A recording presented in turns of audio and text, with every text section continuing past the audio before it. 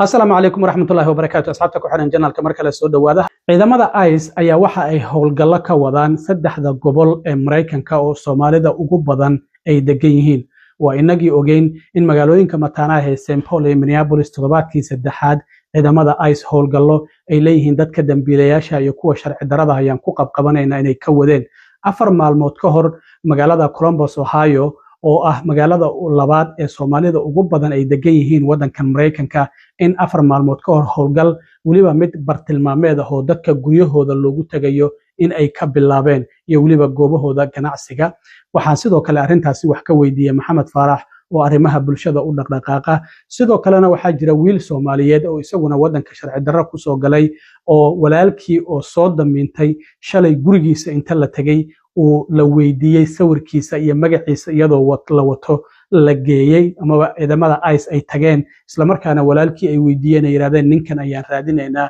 isaguna uu yiri ma garanayo maadaama uu isagu soo damiintay laakiin ciidamo ilaa iyo 12 oo ICE ayaa gurigiisa tagay isagana waan wareystay. Marka wareysiyadaasi kala duwan ayaan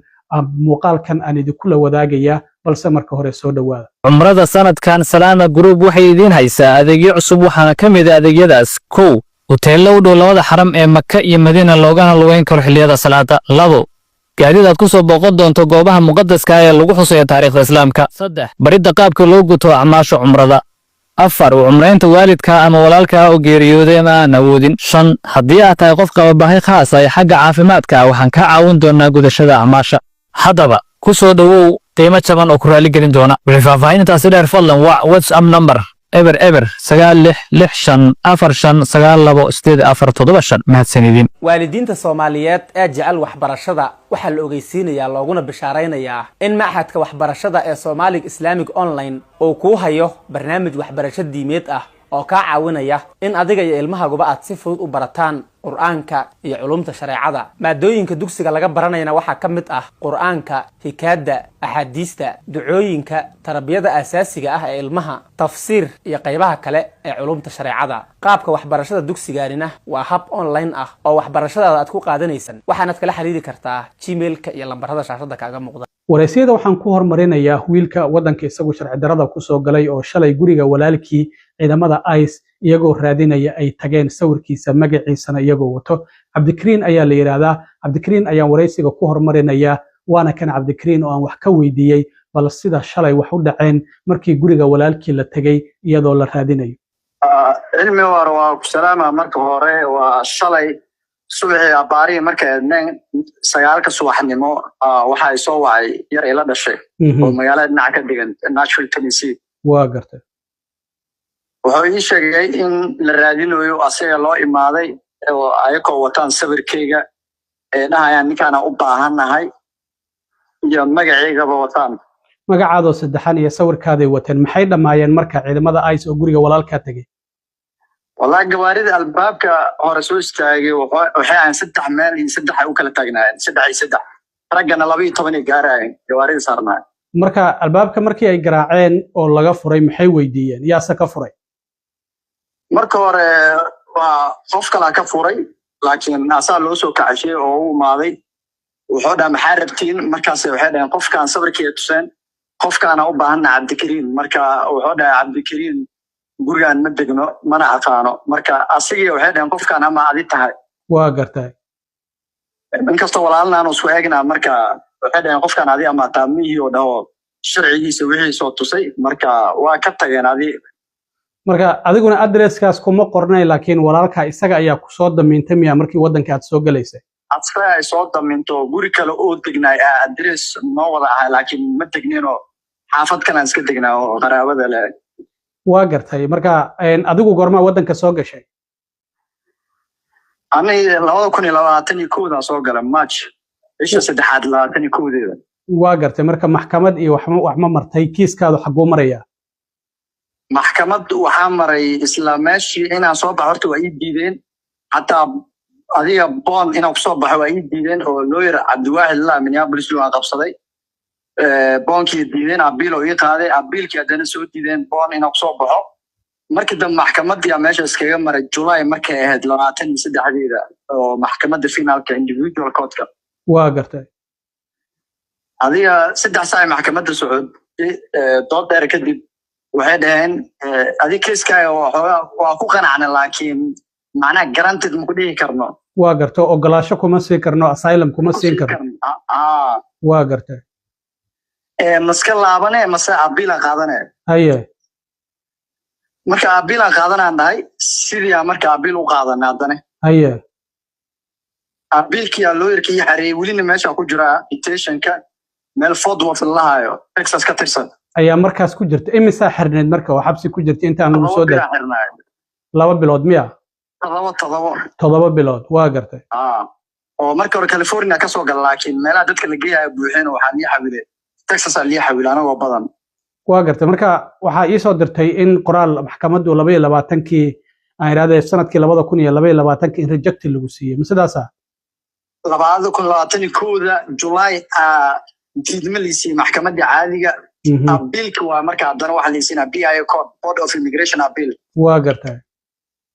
ayadana waxay iga soo daba direen anoo Nashville joogo dismiss waxa la dhahayo macnaha kiiski inay laadeen waa gartay haddana sidii waxaan sii xareeyay maxkamad kale oo 5th Circuit Law ku taalo Louisiana maxkamadda racfaanka tii ayadana haddana diidmo kale iga soo daba dirtay waa gartay adiga TBS oo looyarkii xareeyay TBS kina waa waxyaabo ii dirdireen adiga sanadka bacdi haddana waxay soo dhaheen wadanka weli ma joogtaa waan joogaa cadeen maxaa cadeema waxaan kasoo diyaarsaday Somali community masaajidka mayorka magaalada oo yar Soomaali la shaqeynaayo oo warqad cadeen inaa macnaha magaalada joogo iyo yarkii la dhasho warqad sameeyay inaa asaga la noolahay oo wax kasto asi profit gareenayo waa gartay marka ma la dhihi karaa waraaqdaasi uu ku qoray darteed ayaa asaga maadaama uu yahay qof wadanka sharci ku leh oo markuu guurana la ogaan karo sidaas darteed ayaa lagu soo raadiyo hadda waxay rabeen inay ku qabtaan ay ku masaafuriyaan saasna waa la dhihi karaa labo waxaa la dhihi karaa oo kale aniga tikidaba ii goonaa marka hore oo isbuuc ka hor aan goosto xamar inaan ka digaanaa warrabo oo baasaboor Soomaali haystay January 16 Chicago to Ethiopia to xamar tikid aan goostay marka ma self deport isku sameey rabto adiga ma iska isku masaafuro rab aniga kaliya raba inaan isku masaafuriyo waayo aabkii waxaas dhaama lagu xiraaho dad kale lagu la raadiyaa waqti la yaalumiya hadana waayo dhalinyaro badan oo Louisiana ku xirana macnaha wada xiriirna oo ii sheegay in 8 bil dadka qaar la celiyo wala celiyeen oo 8 bilood ay ku qaadanayso xabsi 8 bilood ay ku jiraan ilaa hadda celisna rabaan hadda maxaa ku qorshaysan marka qorshay waa ani markasta waa inaan laabto waa qorshay 5 sano jooga marka inaan laabto aniga qorshay ahayd laakiin hadda waqti aan kula hadlayo Nashville Tennessee waa ka soo tago looyarkii inaan la tashtaan u sii socdaa Minneapolis Illinois aan sii maraya waata marka wuxuu kugu la taliyo talada looyarkaada qareenkaada rabtaa inaad qaadato si fiican wuxuu ugu la taliyo markaas ilaa si nadiif oo liiqashadaadin shalay yarka walaalkii waa looyarka saas dhacdo dhahay marka looyarkina adiga wuxuu dhahay waa in aan ka wada tashanaa magaaladana warar waxaan ka maqlaay oo TSA-da in lagu amray xataa qofka baxay in ay soo gudbiyaan oo soo sheegaan waa wada shaqeeyaan airportadu waa federaal marka TSA-di baad airport ku qabanayso marka waxaas dhaha ku degdegina ayadana ilaa la tashi badan inaa sameeysaa waasta self deportigan ku sheegay horta wax dhibaato ma lahan waa run inta badan waa laga yaabaa in qofku hadda self deport abka markuu isku sameynayo lama xirayo qofku abkaasuu buuxinayaa informationkiisa markuu buuxiyo kadib asaga dooranaya waqtiga uu baxayo waa airportka lagu hubinayaa inuu ka baxay tikidkana waa loo jarayaa diyaarad ayaa la saaraya laakiin waxaan kula talinayaa xitaa inaad sidaas sameeyso haddii intii aad kaliga iska bixi lahayd haddii aad kaliga inaad baxdo aad go'aansato waa markaasi marka lagu qabanayo laakiin haddii aad ice marto oo tiraado aniga ayaa ismasaafurinaya wasaaradda amniga gudaha ay ka war hayso waxaan filayaa markaasi inay ku fududaanayso oo ay ka fududahay in adigu kaliga aad tiraado waan baxayaa adigoona dawladda ogeysiinin daas waa hadda uu socdaba looyarka waayo 5 sano wax badan oo uga caawiyo looyarka Cabdiwaahid marka daas waa asaga la tashi badan oo la sameeyay mid kale shalay dhalinyaro kale oo ay soo waceen jireen magaaladeena oo guryaha lagu gargaraacay yar albaabka ka furaa jiray magaciisa waxay dhaheen Saciid raadinona laakiin asaga wuxuu u sheegay in aan Saciid la dhihino Maxamed la dhaho yar kalena adii waa soo waceen oo balan ay u dhigeen oo inuu u imaado laakiin balanta muusan tagin waxaan maqlay xitaa dad intay ballamiyeen ay ballantii markay tageen qabteen oo xireenna waa magaaladeena oo ballan u dhigeen jirto maalin oo ballan lahaa waa tagi ballantii markuu tagay haddana waxay dhaheen biri meel hebel ballan ku leedahay maalintii labaad markuu tagayna waa xireen magaalo oo Cooksville wuxuu ku xirnaa 3 maalin kadibna Louisiana u gudbiyeen oo hadda Louisiana uu ku xiran yahay waa tahay Cabdikariin aad iyo aad u mahadsantahay waa kaaga mahadcelinaya waraysiga adaa mudan dhinaca kale magaalada Columbus Ohio oo magaalada labaad ee Soomaalida ugu badan Mareykanka ay degan yihiin ciidamada ICE ayaa waxa ay howlgal ka bilaabeen Arbacadii la soo dhaafay maalintii afraad ayay howlgal ka wadaan howlgalkan waa mid targeted ah oo dadka sawiradooda iyo magacyadooda ay wataan iyo adreesyadooda